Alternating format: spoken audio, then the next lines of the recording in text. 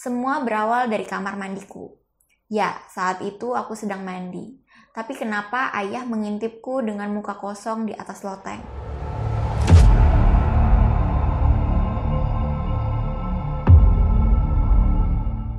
Hai semuanya, kembali lagi di Mistik kali ini. So, gimana minggunya? Apakah kalian masih ceria aja? Aku harap kalian dalam keadaan sehat ya. Jadi di Mistik kali ini aku akan ngebahas dan ngebacain cerita-cerita creepypasta. Kalau kalian pecinta horor pasti tahu banget creepypasta ini cerita singkat tentang horor namun cukup membuat kita merinding. Gimana sih ceritanya? Pasti kalian penasaran banget. Yuk kita sama-sama baca.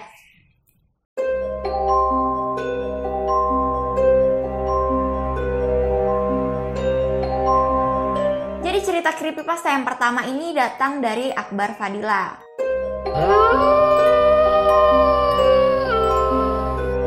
Katanya, malam ini aku tidur sendirian di kamar, menempelkan badanku di dinding kamar, tapi sepasang tangan merangkulku dari belakang.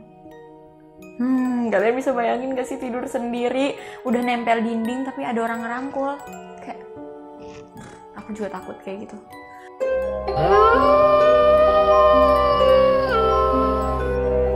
Next, yang kedua itu datang dari Bian. Aku kasihan pada anak itu yang sudah lama mencari kakaknya yang hilang. Aku pun membunuh anak itu supaya dia bisa bertemu kembali dengan kakaknya. Hal yang sama aku lakukan pada kakaknya dahulu. Fiksi ini ceritanya psikopat, dia ngebunuh kakaknya dan dia ngebunuh adiknya lagi supaya adiknya gak kesepian. Kayak takut banget ketemu orang kayak gini.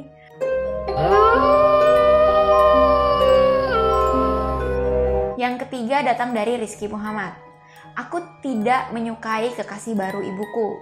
Dia jahat seperti iblis. Aku memecahkan gelasnya ketika dia minum, mematikan lampu ketika mereka berpesta, bahkan menjatuhkan foto lelaki itu dari atas meja. Tapi ibuku tidak menghiraukanku. Aku sangat sayang ibuku dan ingin memastikan bahwa ibuku tidak mati sepertiku. Berarti dia tuh udah meninggal anaknya. Jadi anaknya itu dibunuh sama kekasih baru ibunya. Makanya dia tuh marah ngejatohin, mecahin gelas. Tapi kan karena dia udah mati mungkin gak ada yang lihat. Kayak lanjut.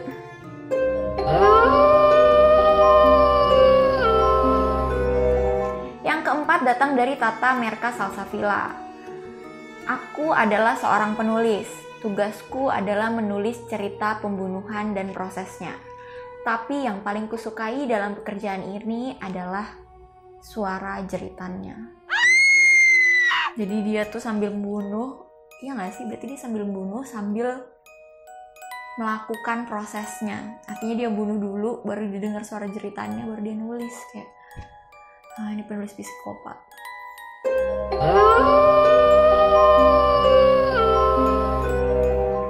Yang kelima ada datang dari Ade Avandi MC. Aku tidak bersungguh-sungguh ingin melompat dari lantai 2 rumahku, tapi adikku yang lucu telah mendorongku dari sana hingga patah leher. Syukur aku masih selamat. Aku tidak heran, mungkin adikku hanya meniru perbuatanku setahun lalu padanya, yang sayangnya saat itu dia tidak selamat. Apakah kalian mengerti cerita ini?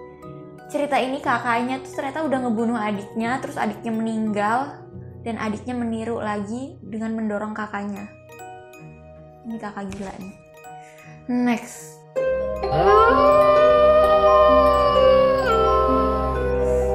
Nomor 6 datang dari Krishna Novianto. Semua berawal dari kamar mandiku. Ya, saat itu aku sedang mandi. Tapi kenapa ayah mengintipku dengan muka kosong di atas loteng? Padahal dia aku sembunyikan di dalam koper. Kalian bisa bayangin gak sih guys, kita lagi mandi terus ada orang yang ngintip dari atas loteng. Dan tapi kita gila juga karena kita udah nyembunyiin dia dalam koper. Kayak, aduh aku jadi takut mandi kayak gini tuh. Next.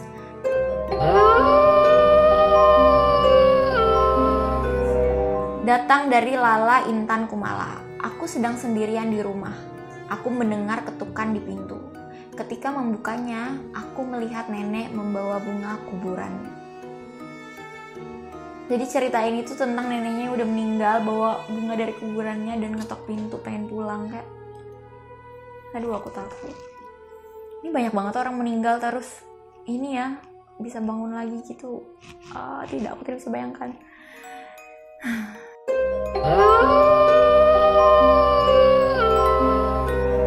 Ini nomor 8 datang lagi dari Rizky Muhammad. Aku terbangun di pagi hari dan turun untuk sarapan. Tapi kemana semua orang? Ayah, ibu, adik, kakak semuanya menghilang. Hingga perasaanku hilang ketika menemukan mereka di gudang bawah tanah sedang tersenyum seperti saat pesta semalam. Gimana guys? Aku agak kurang ngerti yang ini, tapi kok kayaknya horor ya. Apakah ini tuh dia tuh ngebunuh semua keluarganya, terus ternyata keluarganya gentayangan dengan berpesta seperti tadi malam, atau ternyata dia udah dibunuh terus orang-orang rumahnya tuh berpesta karena kematiannya. Kayak menurut kalian gimana? Komen di bawah. Nih kayaknya IQ gak sampai nih buat mencerna cerita yang ini nih.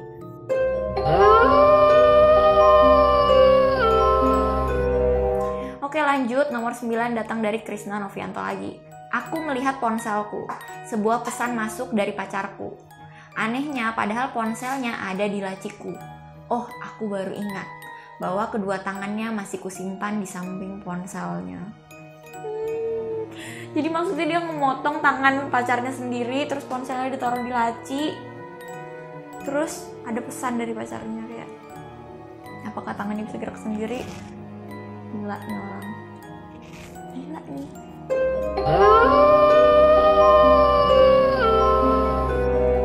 Lanjut ya, nomor 10 datang dari Evan Blonion. Hari ini aku akan merayakan ulang tahun temanku. Aku tidak suka dengan kebiasaan buruknya. Dia selalu menginap dan tidur bersama di kamar tidurku. Ya, saat aku mengunjungi pemakamannya di ulang tahunnya tahun lalu. Jadi maksudnya temennya tuh udah meninggal, terus dia udah ngunjungin pemakaman temennya, tapi temennya tuh terus aja tidur di sampingnya gitu. Kayak hati-hati guys, pastikan di ranjang kalian kalau kalian lagi tidur sendiri, apakah itu teman kalian yang udah meninggal. Lanjut.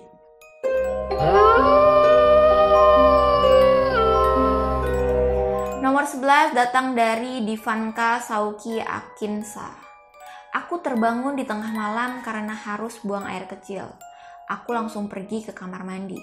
Setelah aku kembali ke kamar, aku terdiam karena menemukan diriku masih terbaring di atas kasur. Jadi maksudnya dia tuh sebenarnya udah meninggal gitu, terus rohnya pengen pipis guys. Kayak serem banget gak sih ngelihat kalau kita tuh ngelihat orang yang mirip sama kita, tapi sebenarnya itu kita, tapi kita keluar dari tubuh itu. Kayak berarti dia udah meninggal. Tidak.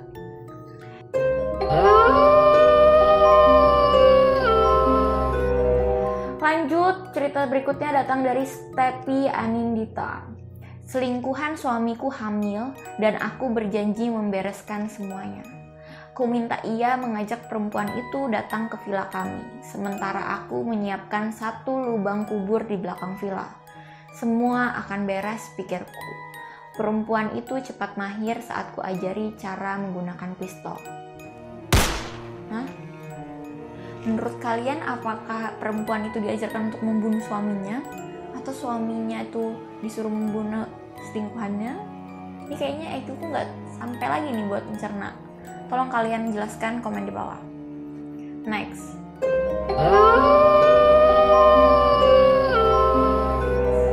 Datang dari Poppy Pratiwi. Minggu depan hasil ujian seleksi Olimpiade akan keluar. Temanku yang bernama Dina berkata, jika hasil seleksi menyatakan dirinya tidak lulus, maka hidupnya akan berakhir. Tapi itu hanya omong kosong, karena nanti malamlah jadwal kematiannya. Oh, jadi maksud temennya itu sebenarnya udah rencanain buat ngebunuh si temennya itu. Si Dina itu udah mau direncanain emang dibunuh besok, jadi mau dia lulus ujian ataupun enggak, dia akan lebih bunuh. Kayak oh my god, teman jahat nih. Next.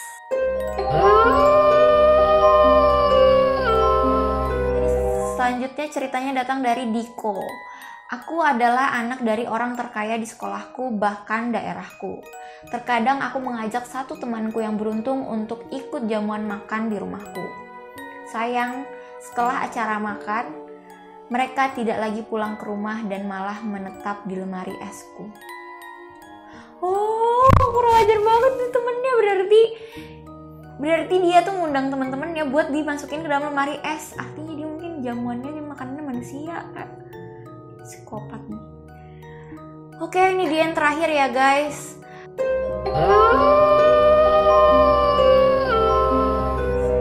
Datang dari Stefanus Yudhistira. Pasca perang nuklir, semua orang di muka bumi ini menjadi botak. Suatu hari aku menemukan sehelai rambut panjang di makananku. Hah? Apa nih maksudnya nih? Apakah tukang makannya itu ternyata membuat semua orang botak? Apa gimana nih? Menurut kalian gimana? Komen di bawah. Aku pengen, sebenarnya banyak banget ceritanya, tapi aku takut kepanjangan juga. Apa aku masukin satu lagi ya? Satu lagi ya guys. Oke, baiklah.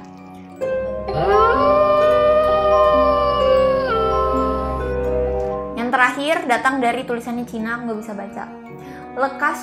Lekasku masuk dan menyiram dahaga dengan setengah gelas air di meja, jatuh tersungkur, ternganga dan berbusa.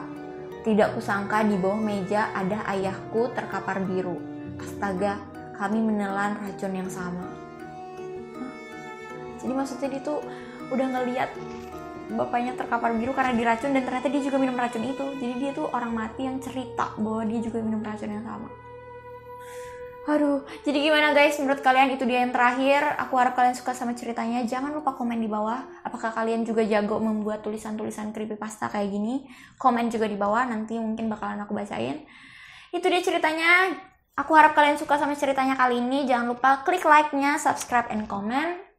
Jangan lupa juga share ke teman-teman, nyalain notifikasinya biar kalian gak ketinggalan video terbaru aku. Oke, itu dia. Kalau kalian punya cerita menarik, jangan lupa juga email di bawah. I'll see you on my next video. Bye!